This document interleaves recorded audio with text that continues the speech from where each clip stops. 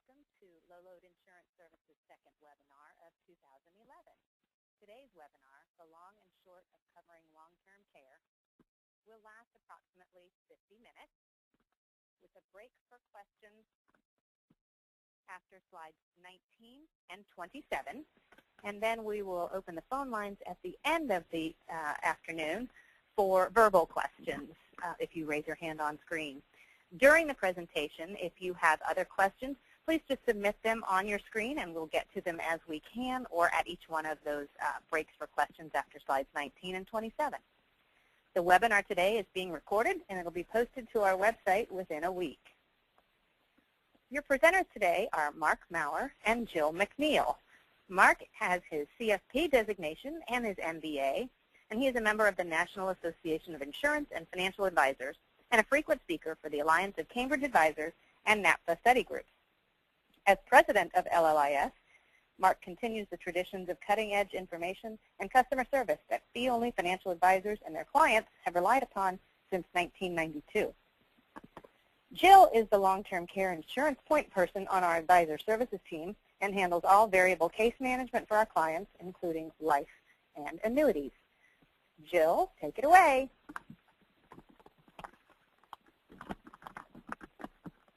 Thank you, Dina, and good afternoon, everyone. Today, Mark and I are going to cover the 5 methods that can be used to fund long-term care. Originally, we advertised 3, but we have 2 more methods, so you get a little bonus here today. First method we're going to look at is to self-insure, and we're going to compare self-insure versus purchasing a long-term care policy. The second method is going to be self-insure and buy a basic short benefit long-term care policy. This is what we call the short and powerful. Third, self-insure and buy a long-term care with a long elimination and benefit period, and this is what we call a long and lean policy. Fourth, to buy a comprehensive long-term care policy or portfolio protection, we like to call it. Fifth is to buy a hybrid policy. Okay, you can see these are the leading claims for nursing home claims, leading causes for nursing home claims. And you can see that Alzheimer's is the #1 claim. Now, some of these conditions, such as stroke and cancer, may cause an early death, whereas with Alzheimer's, this can often be a long and debilitating illness, which may require your client to need many years of care in a facility. This chart shows the leading causes of home health care claims. And again, you can see Alzheimer's is the leading claim.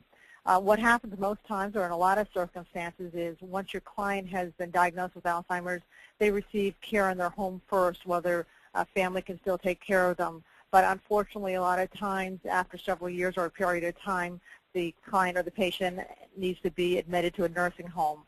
And this is not generally what everybody wants, but it does happen. Now, what are the odds of needing long-term care? I'm sure you've all seen these numbers many times before, but we just want to go over again what are the chances, or show that there's a good chance that your client may need long-term care in the future. 70% of people over the age 65 will require some long-term care services in their lifetime. 45% of people receiving long-term care are under age 65. 40% chance of entering a nursing home after age 65. So those odds are pretty high. Cost of long-term care. There's several unknowns here. The cost of care can be expensive and depends on several factors. The type of care needed. This could be skilled or unskilled care. Skilled or unskilled care could be administered in the home or in the nursing home. 95% of long-term care is custodial care, which is unskilled care. How long is care needed? As we discussed earlier, if you have a cognitive disease or disorder such as Alzheimer's, care can last for a very long time to become very expensive. Where is care received? Care can be received in your home, assisted living facility, or a nursing home, again, depending on the care that is needed. Okay, cost of long-term care. Here we looked at 2010 national averages for the cost of care around the country. And again, these are national averages. So about $75,000 for a private room in a nursing home, just over $67,000 for a semi-private room in a nursing home, assisted living, $38,000, home health care, it's about $19 per hour. Now, these numbers vary significantly depending on where your clients live, as you'll see in the next slide. And again, you'll see, keep in mind these costs are above normal retirement expenses. This is what it would cost just for these services. Cost of long-term care for 2010. What we did was looked at today's registrations for the webinar, and we tried to take cities that many of you live in or have clients that live in these cities to give you an idea of what the cost of a private room in a nursing home is daily and annually. So you can see it varies greatly, $191 in Austin to $459 a day in Manhattan. And keep in mind that your client may live in Manhattan now but plans on retiring to Tampa. So keep that in mind when you're helping them plan for their long-term care or when you're designing a policy for them. DRA partnership programs. Just want to touch briefly on this. Originally, there were 4 states that had the partnership programs: New York, California, Connecticut, and Indiana. And after those 4 states put those programs in force, the government decided no more programs. Until 2005, the Deficit Reduction Act was passed, and this allowed the other states to approve partnership programs. And with the partnership program, this provides lifetime asset protection from the Medicaid spend-down requirement. So this means for every dollar that a long-term care partnership policy pays out in benefits, $1 of personal assets can be protected, meaning disregarded during the eligibility review and a state recovery if applying for Medicaid.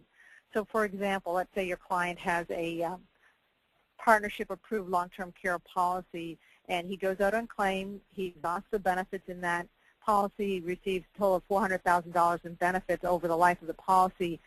He still needs care, so he decides to apply for Medicaid. During that eligibility review, he can protect $400,000 of his assets because that equals the amount of benefits he received from his partnership program policy. Okay. As of today, there are 37 states that now have partnership programs. This includes the 4 original states.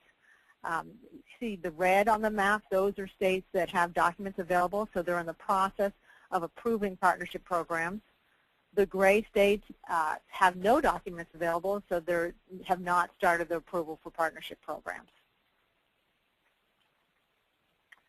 In 30 years, long-term care is projected to cost nearly $250,000 per year.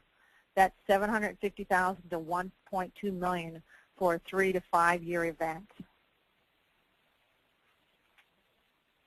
Okay, now we've established that there's a good chance that your clients may need long-term care in the future.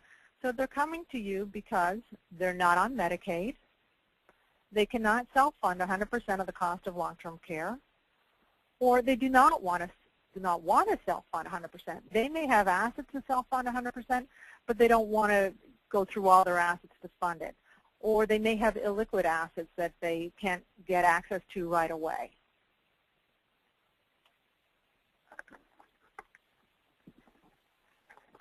Hi everyone, this is Mark Maurer. I'm hoping you were looking at the slide and you probably started laughing a little bit, wondering what is going on. If anybody knows who that is, you get a gold star. You might win on Jeopardy. But on the screen is a picture of the rock band Rush. And they have a lyric in one of their songs that says, "If you choose not to decide, you still have made a choice." That's what anyone has done for long-term care planning if they haven't bought long-term care insurance or done anything else to plan, and they are self-insuring by default. And so for many of your clients who haven't done anything have come to you and said, "I understand I might need long-term care insurance, but I'll look at it later." They've all chosen to self-insure. Very few people probably planned, would say, "Yes, I'm choosing to self-insure my long-term care needs," but they actually have by not doing anything else. And this is what Rush looks like today. I'm hoping somebody's talked to them about their long-term care needs. So when your clients